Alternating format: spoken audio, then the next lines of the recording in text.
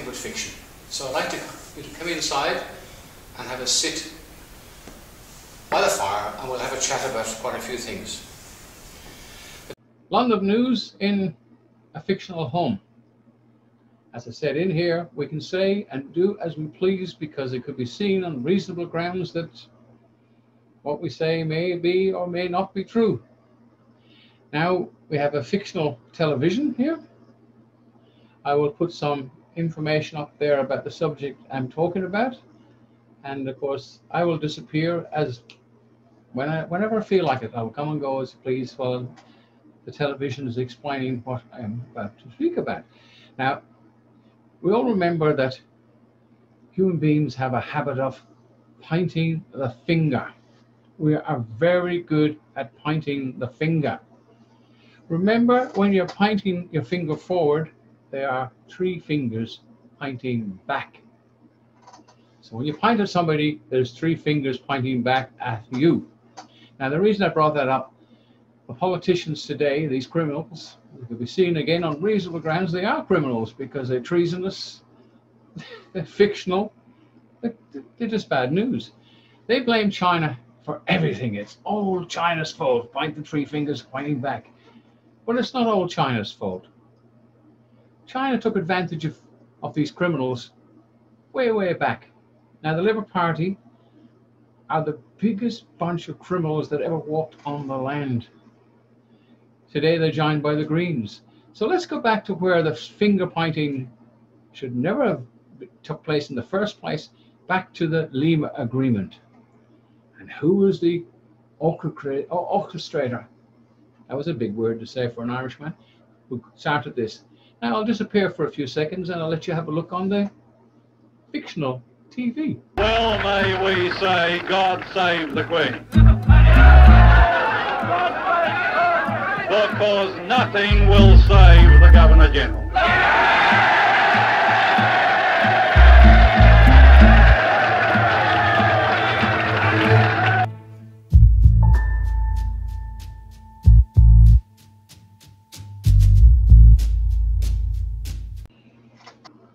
When this scoundrel Whitlam, he tried to get rid of the Queen, and a few other things he did which brought him undone, the last lawful Governor-General, Sir John Kerr, or Kerr, whichever way you want to pronounce it, he, in conjunction with the Queen, and there's a few letters over and back, sacked Gough Whitlam before Gough Whitlam sacked him, and Malcolm Fraser took over. So this corruption goes back a long way. So this guy here started the ball rolling in destroying our Constitution. Absolute criminal. And of course he died at a very old age. And you, the people, the morons like us who voted for him, well, I didn't, but people did, and they'll continue voting for the Labour Party because their grandfathers did. No thinking anymore. That's removed, and that's against the law now to think. So you mustn't do that. Anyway, they carried on voting for the Labour Party, and they're still in power, and they're still a curse and a plague to this country. So, pointing the finger back to the Lima Agreement, what did it actually do? In 1975, Gough Whitlam, the government, signed the United Nations Lima Declaration, a declaration agreement, right, with the United Nations. Now, the United Nations are our keepers, if you like. They're our trustees. They own and control Australia, like the EU controls Europe. Between them and the Democrats, well, they own us all, right? Now, what that did, the Australian government at that time, which Whitlam was running it, sold Australian industries and workers, specifically agreeing to transfer manufacturing to the third world countries. Supposedly, they did all this to help the third world countries grow.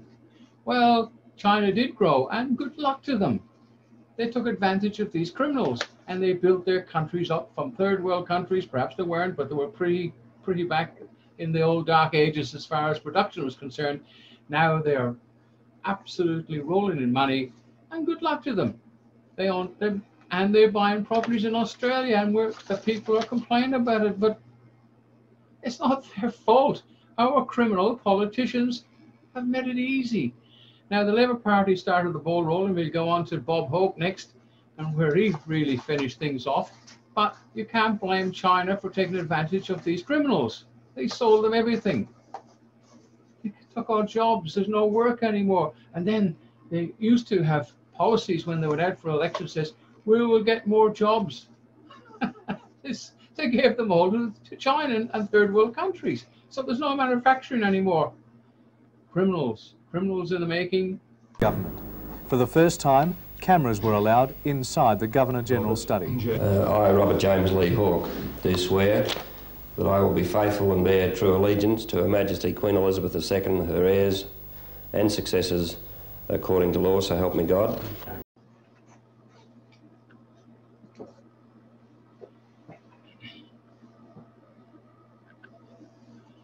Yes, it's amazing how he just took that lawful oath to Queen Elizabeth II as in 1-1 her heirs and successors. But when he got in 2000, or correction, in 1986, he pretended to the British government that a referendum there was whether Australia wanted to be a republic or not. He said it wanted to be a republic. He fooled the Queen into signing off. So since 1986, Australia has been an unlawful republic. Yet we have royal commissions, we have people coming out, the Queen, visitors coming out to Australia as if nothing's happened. In the meantime, they've whittled away at your rights, removed everything that you had. We've got nothing left. They created panic, fear, right up until today with the bullshit that's going on right now in the world. One world governments. Now I'm going to show you the reason why we're in such a mess today, and yesterday, and tomorrow. These criminal politicians, which are owned and controlled by the United Nations and the EU, they have destroyed our country. I removed the fictional TV, actually, but I can pop in the information. So anyway, the reason we're in this mess today is because our criminal politicians, again, have a look at how they took their oath of office. The Labour Party, no Queen, just no constitution, they removed it. The other clowns, like Morrison, the Queen of Australia, fraud. The Governor-General, he took a lawful oath, Queen Elizabeth II, that has 1-1, her heirs and successors, like Hawke did. But as soon as Hawke got in, he destroyed this constitution, he destroyed the country, and that's the reason we're in such a mess today. Now I'm going to pop out and lose the jacket perhaps, because it's about 30 degrees today. I'm sorry guys if you're living in a cold climate, but they've even interfered our weather patterns. Yesterday was cold. There's something kooky going on. Anyway, have a look at these rat bags on the old TV there. It'll pop up. I'll pop off and disappear. I, David John Hurley, do swear that I will be faithful and bear true allegiance to Her Majesty Queen Elizabeth II, her heirs and successors, according to law. So help me God.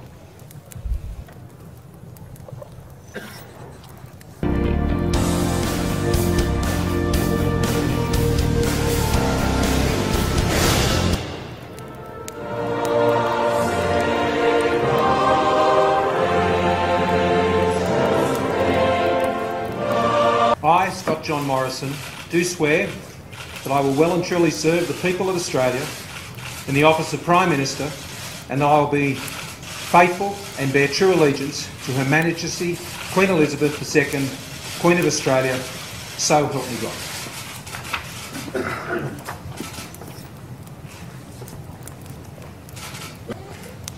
I, Kevin Michael Rudd, do swear that I will well and truly serve the Commonwealth of Australia, her land and her people in the office of Prime Minister, so help me God. Of office is Minister for Infrastructure and Transport and Minister for Regional Australia and Local Government. Thank you, Your Excellency. I, Anthony Norman Albanese, do swear that I will well and truly serve the Commonwealth of Australia, her land and her people in the office of Minister for Infrastructure and Transport and Minister for Regional Australia and Local Government. Would you sit down, Simon? What has these characters we've just witnessed, these criminals, Gough Whitlam, Bob Hawke, between the two of them, they got rid of Queen Elizabeth II. They got rid of the Constitution. They changed their lives forever. We have now living in an unlawful republic with corporations running the country. Our police forces, private companies run by budgie corporations. The courts, complete fiction, owned and controlled private corporations under the guise of government, United Nations, our masters. We've lost everything. You think back, if one of your kids wanted a dog, somebody in the neighborhood had one. Now, unless you got thousands of dollars, your kids will never have a dog. So to have a dog, families have to make sacrifices, $2,000 or $3,000 and more to get a dog. It's not right. And if you accept that, you're a bloody fool. And we have accepted it. Now we've got fools in masks walking around believing that we have an enemy called the common cold. Yesterday I walked down a line of fools in cars queuing up to get chips stuck up their noses and the DNA taken by consent.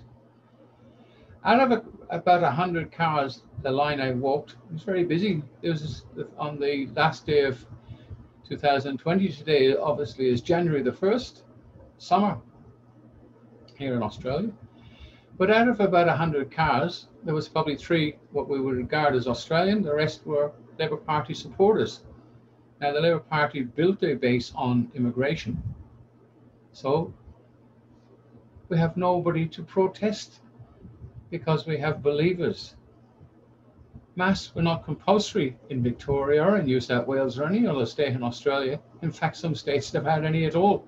Yet there's fools walking around in masks because they've been brainwashed to the extent by the criminals we just watched, who took false oaths and are now criminals, absolute criminals, owners and controllers of the people and the corporations which they represent, and they will continue as long as there's no resistance.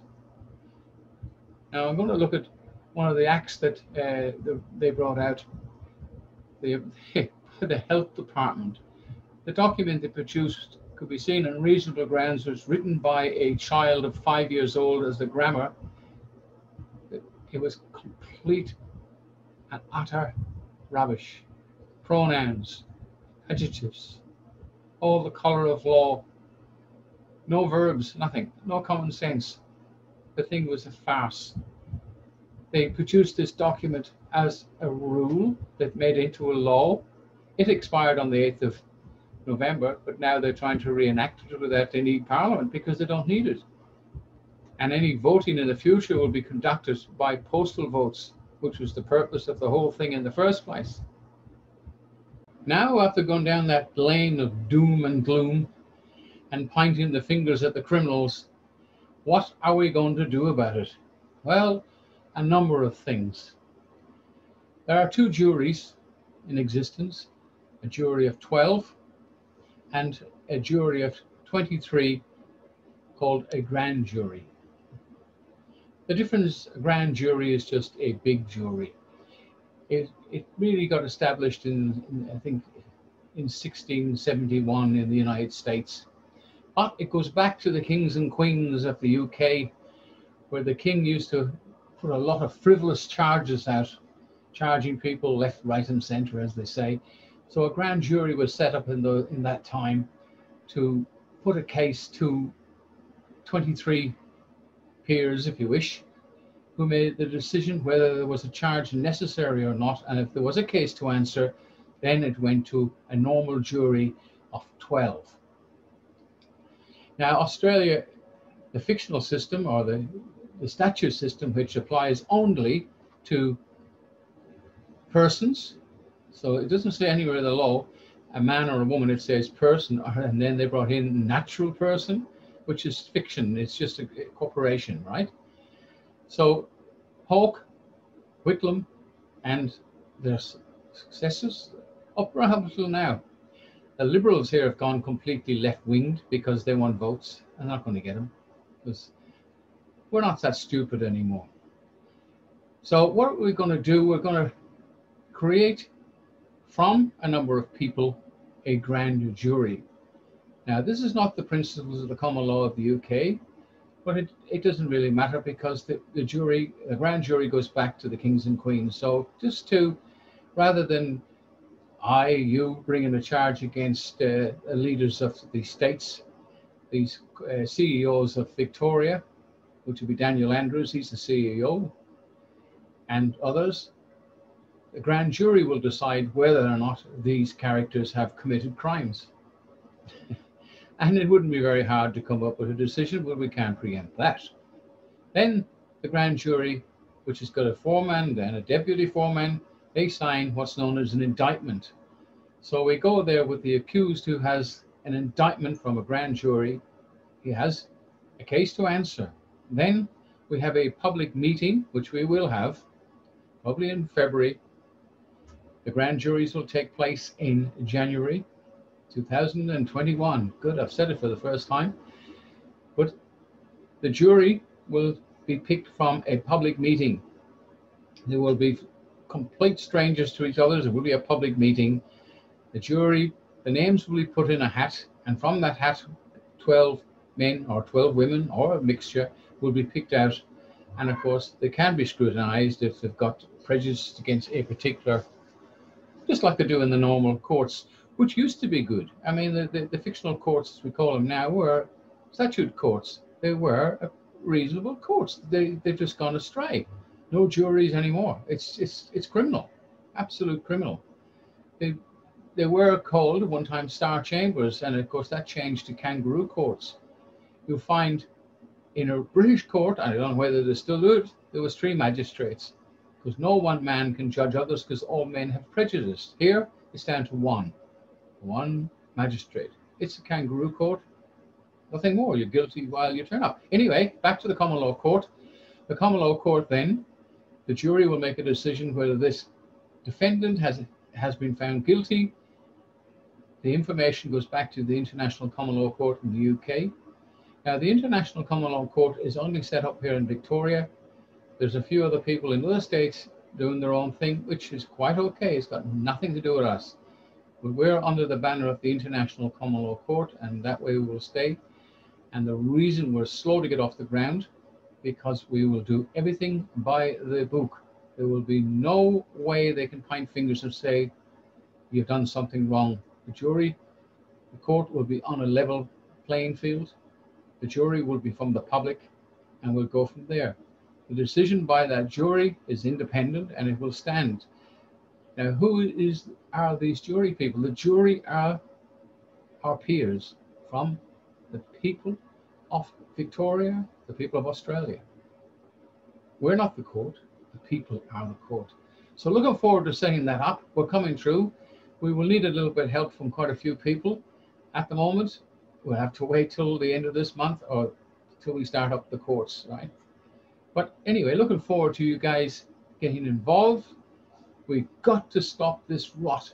It's gone too far. If we don't, our freedoms, well, they're gone. I mean, they can lock down, unlawfully lock down the state. They can stop your crime. Now, this is strange. They've already introduced the zones, the green zone and the red zone. If you look at the Colony on Netflix, it's got three series.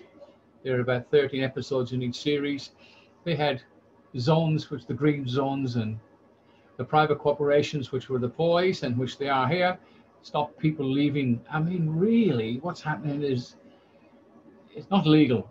Now, that's a term I don't use too often, but it's not lawful, which is more important. We only have one law in this country, and that's the law of the land, God's law. Nothing else. Everything else is an act. And acts take place on stages. But we were quite willing to abide by their rules and regulations because some of them are quite useful. You don't drive your car recklessly and kill people. That's okay. But you've got to be lawful. Anyway, please subscribe to this. I have waffled on a little bit, and I'm just a one-man band. I might be in a fictional house. Well, that gives me some coverage from whether people believe this or not. But get yourself an ID. When somebody asks you for identification, you produce your driving license, your passport. That belongs to the acts, to the fictional world. Get your own identification. Your surname should be in brackets, which is not part of the document. And as far as Fines concerned, well, Fines Victoria is a private company. They have no jurisdiction. They have no right, no lawful right, that is. They're a private company collecting money on behalf of another private company called the government, which doesn't exist anymore. We have the CEO of the private corporation in Victoria and everywhere else. Everything is gone. And it all points back to the criminals, which we watched here on television. And each side you'd like to point. It's criminal. So we are the people, and the people are the power. We have to stop it. So support the common law court, especially the International Common Law Court. But if people interstate do a common law court, provided they do it lawfully and above board and beyond scrutiny, great. We have to do it. The more people do it, the better. There's a lot of organizations here who have been fighting the system, banging their head off the same brick, different wall perhaps, and get no results.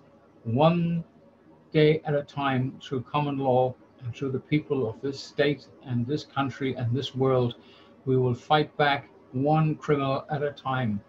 And you, the people, have the power, not these corporations.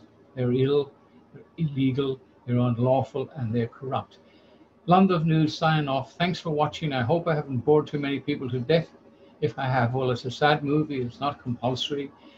Please subscribe, and please God, I'm still alive another day. We'll catch up. Bye for now.